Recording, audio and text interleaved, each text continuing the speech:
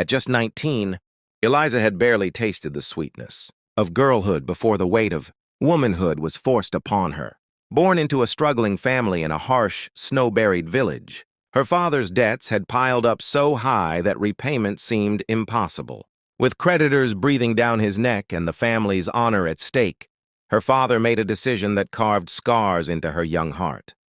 Eliza was to be married off. She was innocent, untouched by the world's cruelties, still dreaming of love stories whispered by the fire, of laughter under starlit skies, of a man who would cherish her.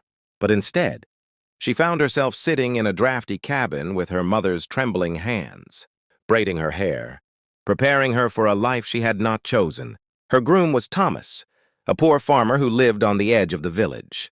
He was not cruel, nor was he unkind, but his reputation was plain, hard-working, stern, a man of the soil who had little time for romance. As Eliza was escorted to his home on their wedding night, her mind raced with fear, dread, and shame. She had expected the usual tales of harshness, of men who claimed dominance over their wives, of tears in the night when innocence was stolen too roughly. But when Thomas opened the door to his cabin, something unexpected unfolded. The warmth of the hearth welcomed her, but his eyes held something stranger, an odd mixture of determination and sorrow.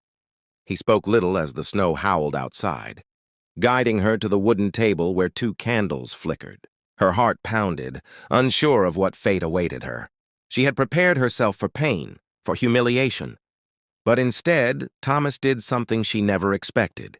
He poured her a cup of water, set it gently before her, and said, "You're safe here. Tonight." That simple phrase unsettled her more than any roughness could have, because it hinted at a choice she never believed she had. He did not touch her, nor claim her as his wife that night. Instead, he shook her father's hand one last time, sealing a pact of honor, and then withdrew into silence. For Eliza, the confusion was unbearable. Was he mocking her? Was this a test? Or was this man truly different from all the stories she had been told? She lay awake that night in his cabin, staring at the beams above her, her body untouched, her heart unraveling in ways she could not yet understand. This was only the beginning of a tale that would defy the expectations of her family, her village, and herself. The days that followed their wedding night were filled with silence and unspoken questions. Eliza carried her fears like shadows, expecting at any moment that Thomas would claim what the marriage entitled him to. Yet morning after morning, he rose before dawn, went out into the snow, and toiled in the frozen earth to tend to what little he had. He returned each evening, his hands blistered, his face wind-burned, but his eyes remained distant. He gave her space, treating her less like a wife and more like a guest who might vanish at any time. At first, Eliza mistook his restraint for disdain. Did he find her unworthy, unattractive, unfit to bear his children? Shame crept over her until one evening she dared to ask, Why did you not take me as husbands do?" His silence stretched across the room, heavy as the falling snow outside, until finally he set down his tools and spoke, his voice low but steady. "Because I know what was taken from you was not a choice. You deserve more than being treated as payment for a debt." His words pierced her deeper than any cruelty could have. She realized then that this poor farmer, who had nothing but worn boots and calloused hands, carried a kind of nobility no riches could buy. Slowly, the cabin that once felt like a prison began to transform into a place of unexpected warmth. He taught her to tend the soil, to milk the cows, to gather wood for the fire. They spoke little at first, but his quiet presence calmed her trembling heart. For the first time since her marriage, she began to wonder if perhaps her life was not a tragedy, but the start of something different. Villagers whispered, of course. They mocked Thomas for his restraint, for his foolishness in not securing an heir immediately.